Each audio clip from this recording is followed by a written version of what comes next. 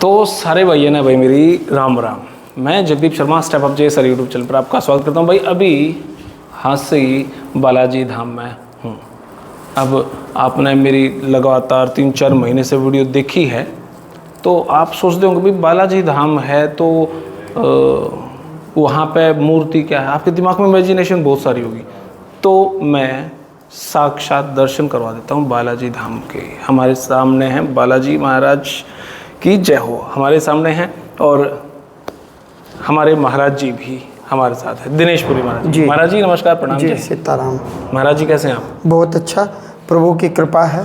महाराज जी आज ये क्या काम चल रहा है? ये भगवान हनुमान जी महाराज को, बालाजी महाराज को चोला चढ़ाते हैं। वो सागर दो बेटा।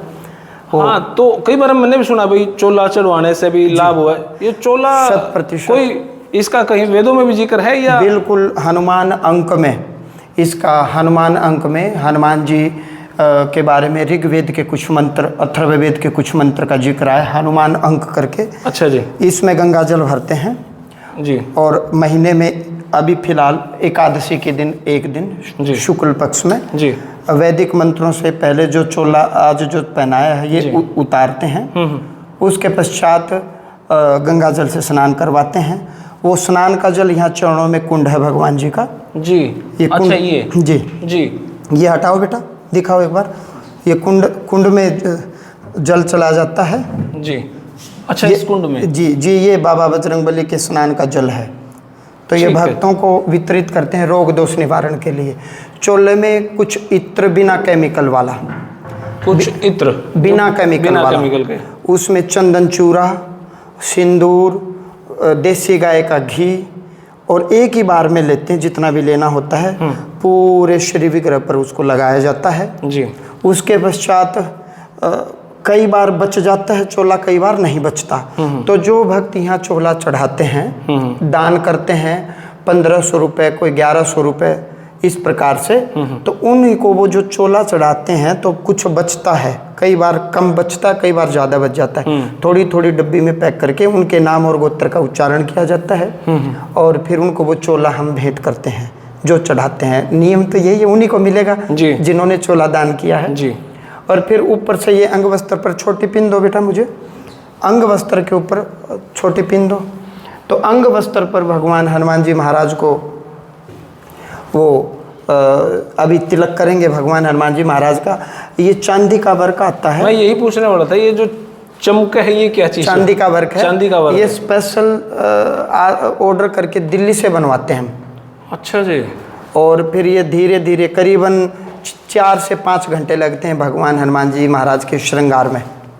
ओके। हाँ, और फिर हर महीने जो ये वस्त्र जो पहनाते हैं भगवान हनुमान जी महाराज को जी, यही वस्त्र फिर यदि कोई पोशाक सुंदर बनती है जी, बड़ी अट्रैक्टिव बनती है, उसमें भगत कहते हैं ये पोशाक अच्छी थी तो उस पोशाक को अगले महीने के लिए रख लेते हैं, ना तो नहीं रखते।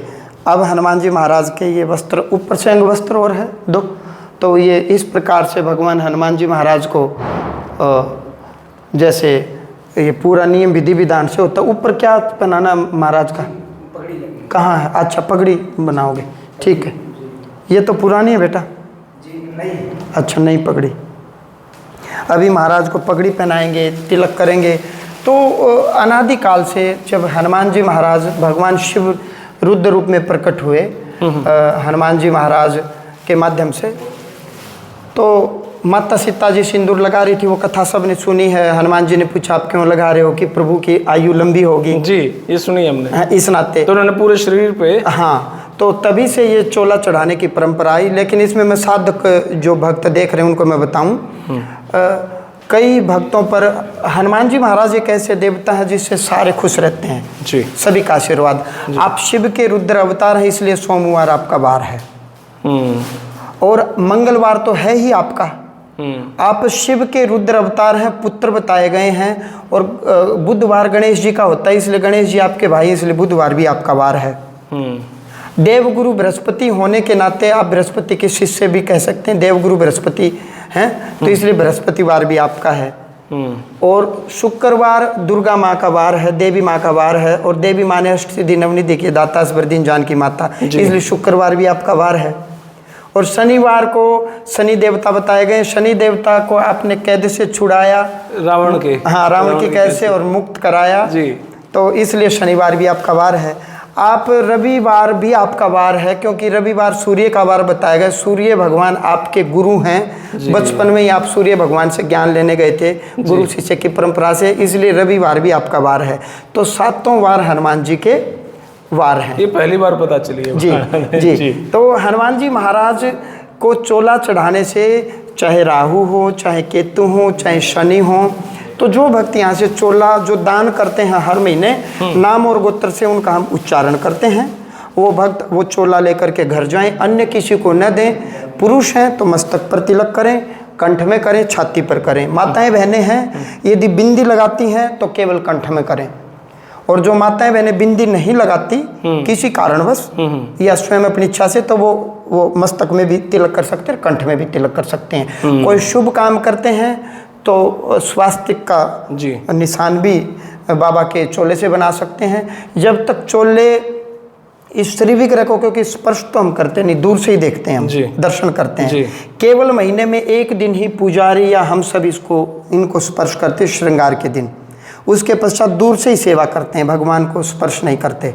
जितना हम देव प्रतिमा को, श्री विग्रह को स्पर्श करेंगे उतना उसकी ताकत कम होती है, क्योंकि जीव जो घरों में मंदिर बनाते हैं उनको कर सकते हैं। अच्छा, उनको कर सकते हैं।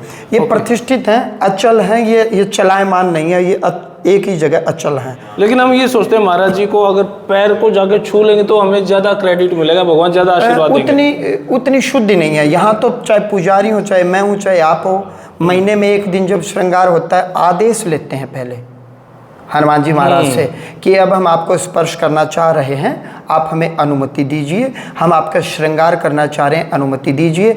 और बाद में अब क्षमा याचना भी होगी, प्रार्थना भी होगी, और नहीं तो दूर से दर्शन करने हैं इनके वैसे। और जब तक चोला आपके मस्तक पर रहेगा, कंठ में रहेगा, तब तक अकाल मृत्यु, रोग दोष, भूत प्रेत, संकट कष्ट आपके नज़दीक नहीं आ सकते। ये चोले का महत्व है। ओके। हर भक्त को ये चोला लेना चाहिए, लेकिन मिलता उसी को जो चोला दान करते हैं, और मिलना भी उसी को चाहिए, उसी को ही चाहिए, अधिकार भी उसी का है। तो भक्त स्वयं अपनी इच्छा से चोला चढ़ाते हैं, हमारा उसमें कोई बंधन या कोई आदेश नहीं होता। किसी को मैं कह देता हूँ हर महीने हनुमान जी महाराज को चोला चढ़ाएं। तो पूरा चोला तो बहुत महंगा पड़ता है, चांदी के वर्क आते हैं, पोशाक आती है, पगड़ी आएगी, श्रृंगार आएगा। तो कोई भक्त 500 रुपये दे, कोई 1500 दे, कोई 1100 दे, इस प्रकार से तो उनके नाम गोत्र से हम उच्चारण करके संकल्प लेते हैं। होता है ये महीने में। और वो रोगी मरीज जो भी आते हैं उनको वो जल मिलता है। ओके। स्नान का जल, महाराज के स्नान का जल, उसमें चोला भी मिलता है, चरणामृत। तो वो घर में रखें और घर में उसका नित्य प्रति थोड़ा थोड़ा उसका पान करें, तो रोग दोष संकट आपके जो भी शरीर में, नाश से रोग हरे सब पीरा जय पति निरंतर हनुमत वीरा। तो हनुमान जी महाराज, राम रसायन तुमरे पास सदा रहो रघुपति के दासा। हनुमान जी महाराज के स्नान का जल पीने से सारे रोग दोष संकट खत्म हो जाते हैं। भूत पिशाच निकट नहीं आवे, महावीर जब नाम सुनावे। तो महावीर के अंग का चोला, ये बहुत परम सौभाग्य की बात है, इसकी कोई कीमत नहीं है, ये अमूल्य है, हर किसी को नहीं देते, मिलता उन्हीं को है जो चोला चढ़ाते हैं महीने में 1 बार। जी। तो भाई देखो कितनी सारी बातें हैं। आज तक हमने यही सुना था भाई चोला चढ़ाओ, चोला चढ़ाओ। मैं यूँ सोचता था कि भाई इन हनुमान के नाम के पैसे ले लेते और वैसे ही ना जो भी दान करते, देखो कम से कम जैसे वो बिना केमिकल वाला इत्र आता है जी, ओरिजिनल जी, बिल्कुल प्योर, हजारों में आता है, और चांदी के वर्क भी हजारों में आते हैं। तो जो भी दान करते हैं, ये अंग वस्त्र भी बड़े महंगे महंगे हैं। ये पूरी पोशाक 8,000 रुपये में, अब पगड़ी भी आएगी। पोशाक कपड़ा महंगे से महंगा कपड़ा लाते हैं दिल्ली से। अच्छा, वैसे फॉर्मेलिटी नहीं होती? ना। महाराज को बाकायदा सुबह हम उठाते हैं, बाल भोग, दिन में राज भोग, रात्रि का भोग, फिर शयन आरती, और फिर महाराज जी को शयन का दूध पिलाते हैं। और मैंने अभी क्या कहा, मैं महंत हूँ यहाँ का, मैं भी इनको स्पर्श नहीं करता। महीने में केवल 1 दिन, जिस दिन श्रृंगार होता है, परमिशन लेकर के, नहीं तो इनको स्पर्श नहीं करते हैं महाराज जी को। और इनके श्री विग्रह का चोला जो भी भक्त चढ़ाते हैं, ले जाते हैं, वो तो बहुत परम सौभाग्य और परम कल्याण की बात, अनमोल है।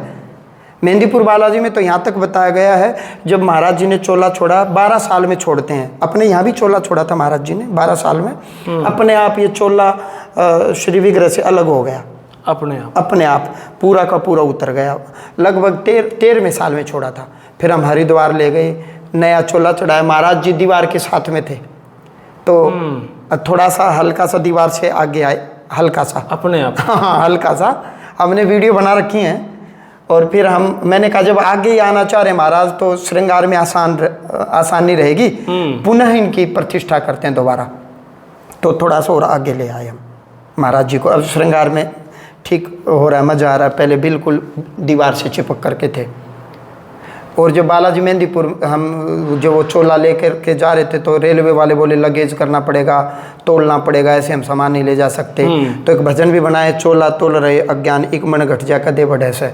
कभी एक मन कम हो रहा है, कभी बढ़ रहा है। वो तोलने में नहीं आया तो बोला भाई ले जाओ मेहंदीपुर बालाजी का चोला, इसको कौन तोल सकता है, बालाजी को वेट कौन कर सकता है। तो ये चोले की परंपरा उसी से, मेहंदीपुर बालाजी धाम की ही ये श्रृंखला है। उन्हीं के आदेश दिशा निर्देश से ये कार्य यहाँ हो रहा है भगवान जी के चरणों में। और अभी तिलक बंधन करेंगे, थोड़ा सा जल्दी में है श्रृंगार। जी जी जी जी जी महाराज जी, बहुत बहुत शुक्रिया महाराज जी। महाराज जी माइक लेना चाहूँगा मैं।